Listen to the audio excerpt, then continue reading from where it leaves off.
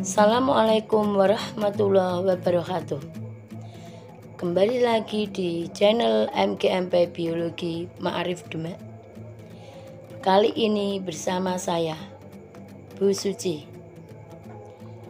Pada video kali ini, saya akan membahas tentang kisi-kisi PAT, penilaian akhir tahun, yaitu dimulai dari nomor 21 hingga soal nomor 30. Selamat menyimak dan mendengarkan. Kita mulai dari soal nomor 21 dengan materi, ciri-ciri dan klasifikasi hewan vertebrata. Dengan indikator soal, peserta didik dapat mengidentifikasi golongan hewan berdasarkan pernyataan tentang ciri-ciri yang disajikan. Untuk indikator soal ini berlaku mulai nomor 21 hingga nomor 24.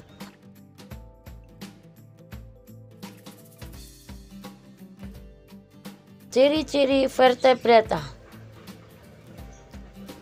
1. Mempunyai tulang belakang yang berkembang dari notochord dan mempunyai saraf spinal. 2. Tubuhnya simetri bilateral. Organ tubuh dan otak dilindungi oleh tulang. Sedangkan berdasarkan alat geraknya, vertebrata dibagi menjadi dua kelompok, yaitu Pisces dan tetrapoda. Pisces atau golongan ikan. Ciri-ciri dari Pisces yaitu 1. Tubuh mempunyai sisik dan dilengkapi alat gerak yang berupa sirip. 2. Mempunyai gurat sisi untuk mengetahui tekanan air. 3. Termasuk hewan berdarah dingin atau disebut dengan poikiloterm. Dan yang keempat, mengalami fertilisasi secara eksternal di dalam air. Pisces dibagi menjadi 3 kelas, yaitu kelas agnatha atau ikan tidak berahang. Contohnya ikan lamprey dan ikan hak. 2. Kelas chondrites atau ikan bertulang rawan. Contohnya ikan hiu dan ikan pari. Dan yang ketiga yaitu kelas osteichthyes atau ikan bertulang sejati. Contohnya ikan mas, ikan kakap, dan kuda laut.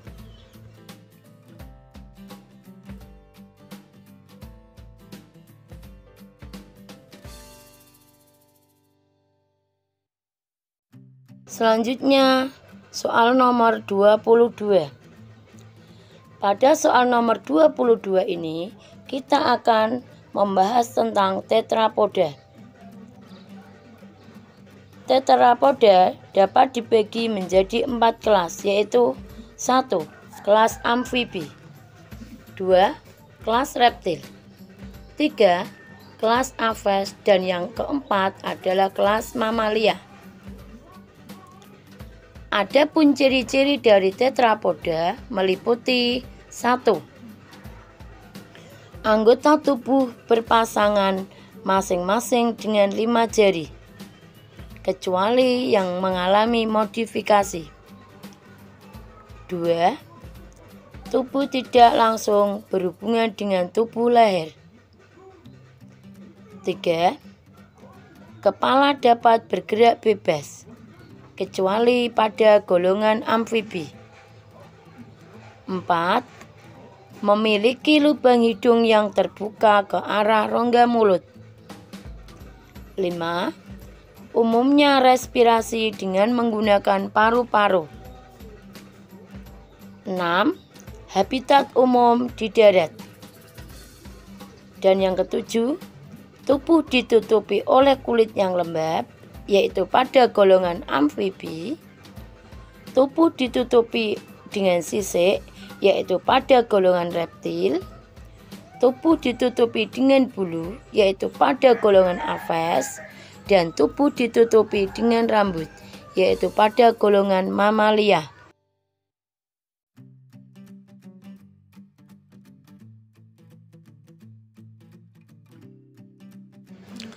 Selanjutnya nomor soal 23. Pada nomor soal 23 ini kita akan membahas ciri-ciri dari kelas reptilia dan mamalia. Ciri-ciri kelas reptilia. 1. Mempunyai 2 pasang tungkai dan berjalan secara melata. 2. Kulit kering bersisik. 3. Bernafas dengan paru-paru. 4. Bersifat poikioterm. 5. Ovipar atau ovovivipar.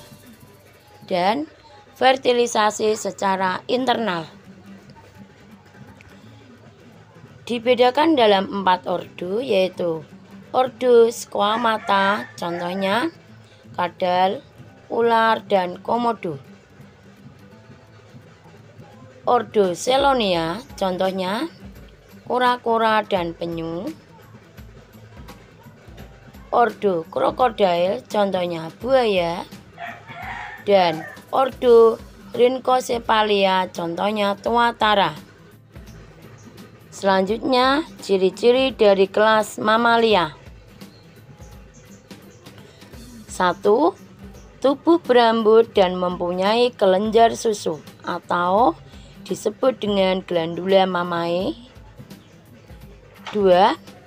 Bernafas dengan paru-paru. 3. Bersifat homoioterm.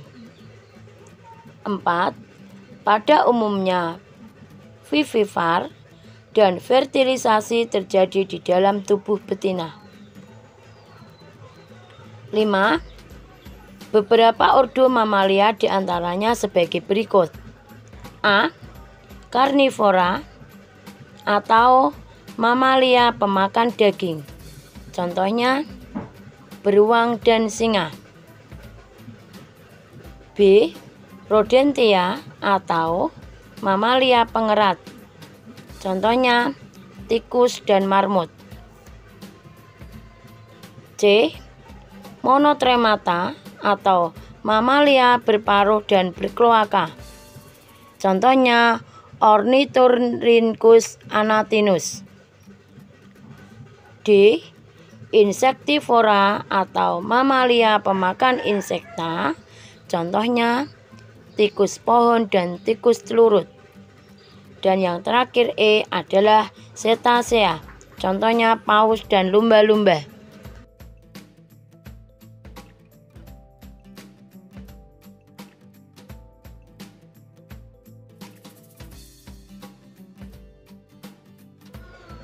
Selanjutnya ke soal nomor 24.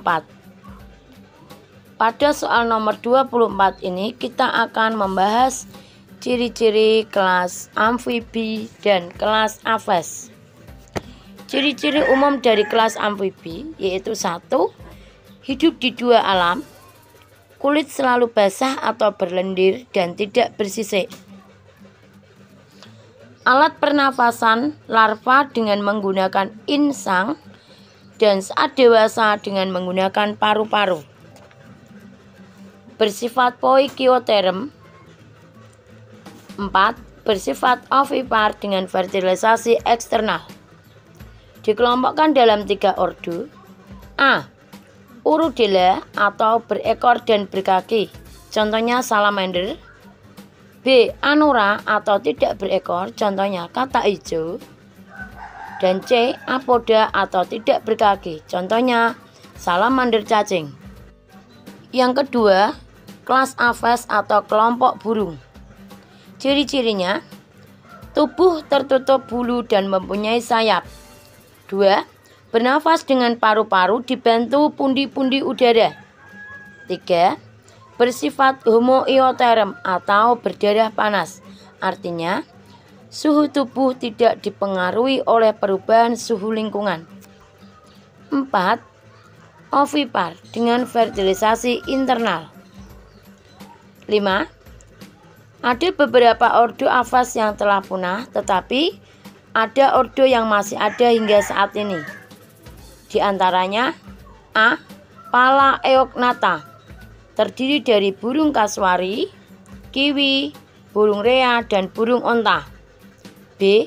Anseriformes, artinya burung perenang, terdiri dari itik dan angsa. C. Columbiformes, contohnya merpati dan perkutut. D. Galliformes, contohnya ayam, merak, dan maleo. E. Passeriformes atau burung penyanyi, contohnya burung kenari dan burung jalak. F. Apodiformes, contohnya walet dan burung kolibri. G. Coraciformes, contohnya rangkong.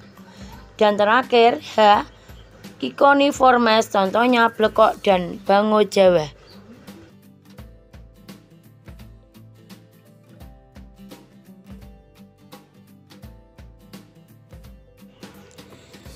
Selanjutnya kita menuju ke soal nomor 25.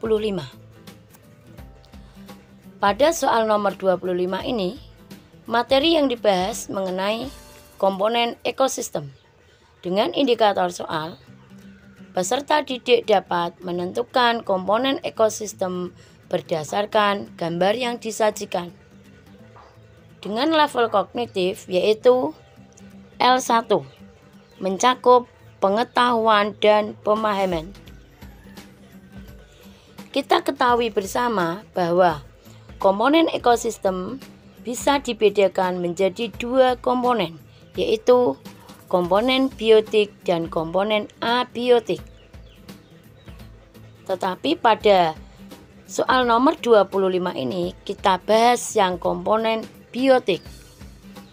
Komponen biotik adalah komponen yang terdiri dari makhluk hidup,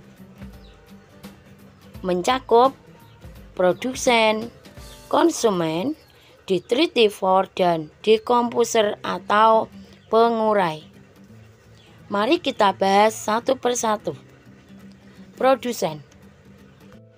Produsen merupakan makhluk hidup yang dapat menghasilkan bahan organik dari bahan anorganik yang sangat dibutuhkan oleh makhluk hidup lain, atau bisa disebut dengan organisme autotrof. Contohnya tumbuhan hijau. 2. Konsumen. Konsumen adalah kelompok makhluk hidup yang tidak dapat membuat makanan sendiri, atau bisa disebut dengan organisme heterotrof. Yang ketiga, detritivor. Detritivor merupakan organisme pemakan detritus. Detritus yaitu sisa-sisa organisme maupun bangkai organisme yang telah hancur atau lapuk.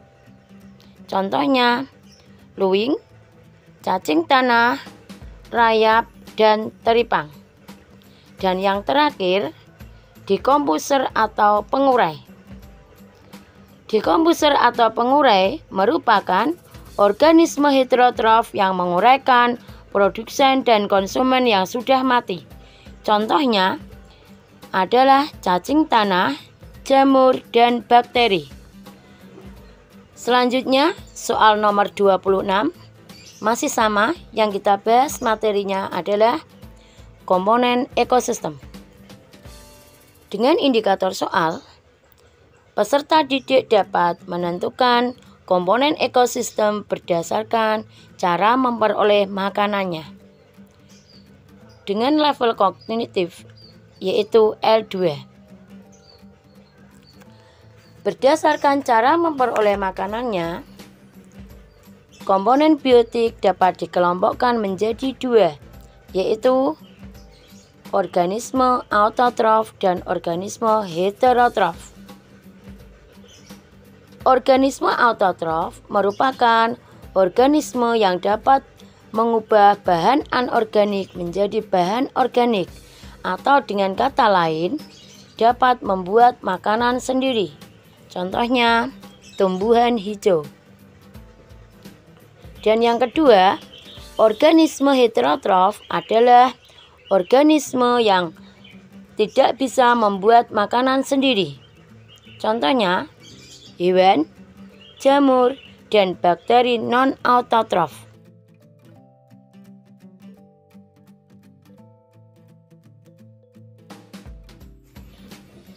Kita lanjutkan soal nomor 27. Masih dengan materi yang sama, yaitu mengenai komponen ekosistem. Dengan indikator soal, peserta didik dapat menentukan faktor abiotik penyusun ekosistem. Dengan level kognitif L1 mencakup pengetahuan dan pemahaman.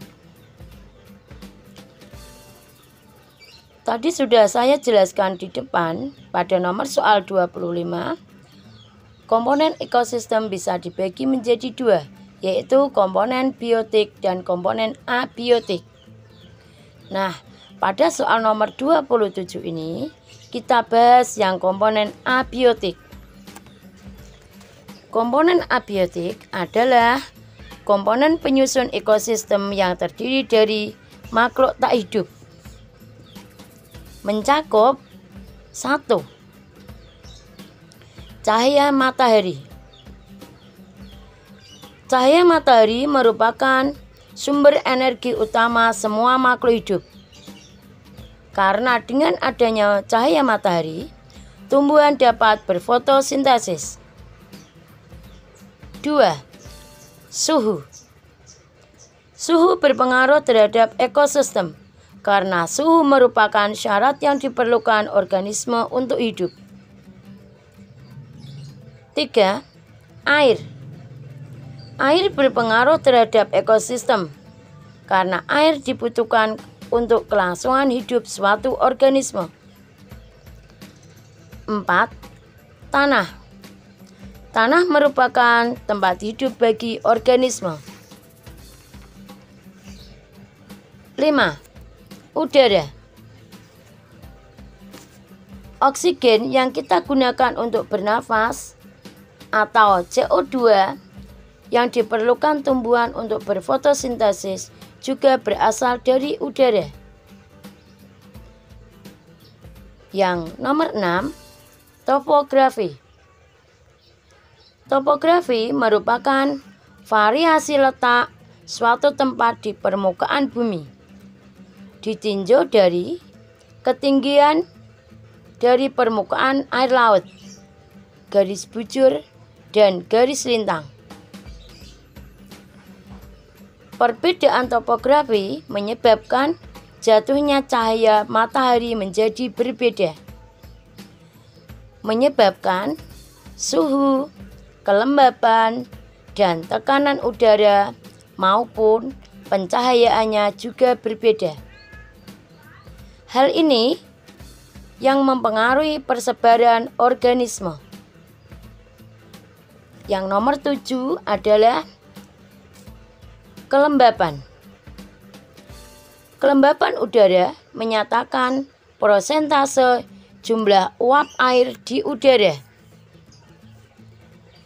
Uap air tersebut berasal dari penguapan air laut, sungai, danau, waduk, dan sumber lain, maupun dari pelepasan uap air dari tubuh makhluk hidup.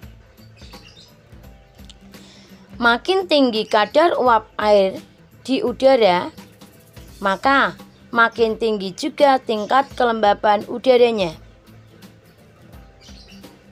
Udara yang lembab sangat membantu pertumbuhan jamur dan bakteri.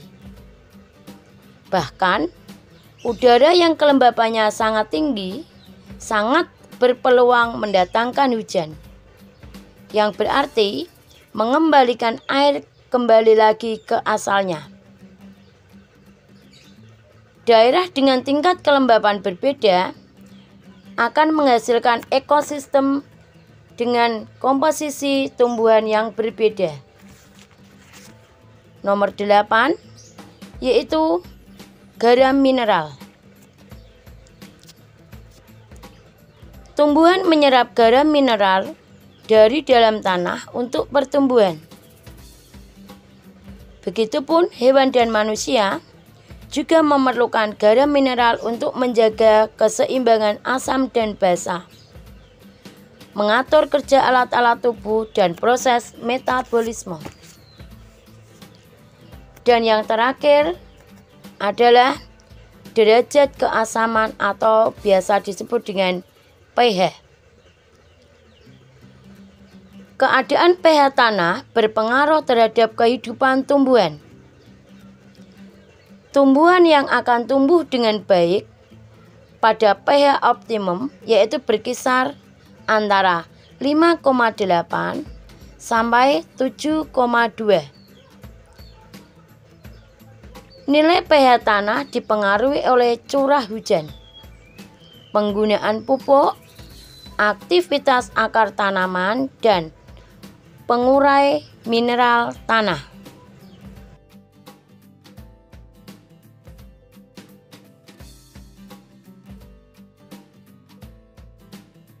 Kita lanjutkan ke nomor soal 28 dengan materi interaksi antar komponen ekosistem. Indikator soal: peserta didik dapat menentukan interaksi antara komponen biotik dan abiotik di dalam ekosistem dengan level kognitif yaitu L1, meliputi pengetahuan dan pemahaman.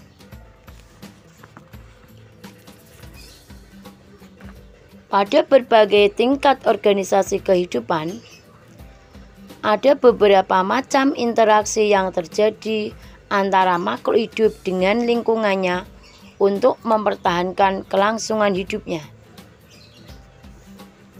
seperti makanan, pertumbuhan, perkembangan, dan perlindungan. Ada beberapa macam interaksi tersebut, di antaranya adanya interaksi antar organisme, interaksi antar populasi, dan interaksi antar komponen biotik dan komponen abiotik. Kita bahas satu persatu. Yang A, interaksi antar organisme. Interaksi antar organisme dapat dikategorikan sebagai berikut. 1. Netral, yaitu hubungan tidak saling mengganggu antar organisme dalam suatu habitat yang sama, bersifat tidak menguntungkan dan tidak merugikan kedua belah pihak. Contohnya antara capung dan sapi. 2. Predasi, yaitu hubungan antara mangsa dan pemangsa atau disebut dengan predator. Contohnya harimau dengan mangsanya yaitu rusa, burung hantu, dan tikus. 3. Simbiosis adalah hidup bersama antara dua makhluk hidup yang berbeda.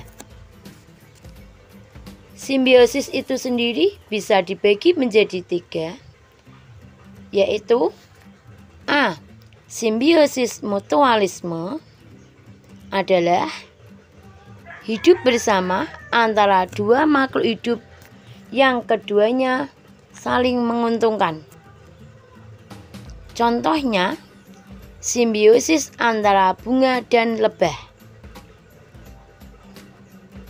simbiosis antara burung jalak dan kerbau, serta kacang tanah, dan bakteri Rhizobium. Yang B. Simbiosis parasitisme merupakan cara hidup bersama antara dua makhluk hidup yang berbeda jenis, tetapi satu makhluk hidup diuntungkan atau bersifat parasit dan satu makhluk hidup lain dirugikan dalam bentuk inang. Contohnya yaitu simbiosis antara cacing pita dan tubuh manusia, serta jamur dan tubuh manusia, dan yang terakhir benalu dan pohon mangga. C. Simbiosis komensalisme adalah cara hidup bersama antara makhluk hidup yang berbeda jenis. Salah satu makhluk hidup diuntungkan dan yang makhluk hidup yang lain tidak dirugikan. Contohnya yaitu simbiosis antara bunga anggrek dan pohon mangga, dan ikan hiu dan ikan remora. Yang B. Interaksi antar populasi. Contoh interaksi antar populasi adalah sebagai berikut. 1. Alelopati terjadi bila populasi yang satu menghasilkan zat yang dapat menghalangi tumbuhnya populasi lain. Contoh, di sekitar pohon walnut jarang ditumbuhi tumbuhan lain karena tumbuhan ini menghasilkan zat yang bersifat toksik atau racun. 2. Kompetisi. Bila antar populasi terdapat kepentingan yang sama sehingga terjadi persaingan untuk mendapatkan apa yang diperlukan. Contohnya, persaingan antara populasi kambing dan populasi sapi di padang rumput. C. Interaksi antara komponen biotik dan abiotik. Interaksi antara komponen biotik dan abiotik terjadi dari tingkat individu hingga biosfer. Akibat adanya interaksi ini menyebabkan terjadinya aliran energi di dalam ekosistem tersebut. Dengan adanya interaksi tersebut akan terjadi keanekaragaman biotik, tingkat trofik, serta siklus materi. Contoh, interaksi antara komponen biotik dan komponen abiotik adalah penggunaan oksigen untuk pernafasan dan penyerapan cahaya matahari dengan panjang gelombang tertentu untuk fotosintesis pada tumbuhan hijau.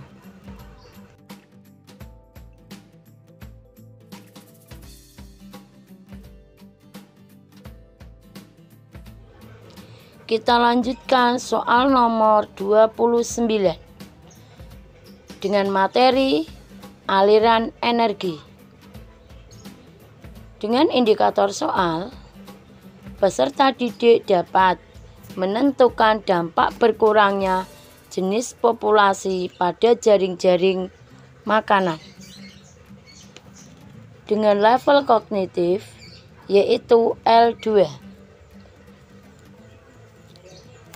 Aliran energi merupakan proses pemindahan bentuk energi, dimulai dari energi matahari, dilanjutkan ke tingkat tropik 1.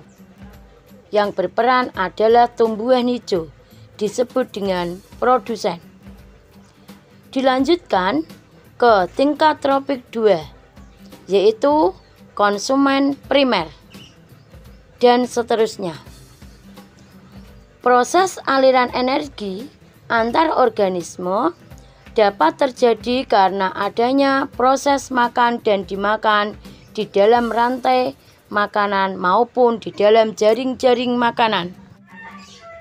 Rantai makanan adalah merupakan peristiwa perpindahan energi dari organisme pada suatu tingkat trofik ke tingkat tropik berikutnya dalam peristiwa makan dan dimakan dengan urutan tertentu. Sedangkan jaring-jaring makanan merupakan sekumpulan rantai makanan yang saling berhubungan antara satu sama yang lain. Semakin kompleks jaring-jaring makanan menunjukkan semakin kompleksnya aliran energi dan aliran makanan, sehingga mengakibatkan kestabilan komunitas dan kestabilan ekosistem.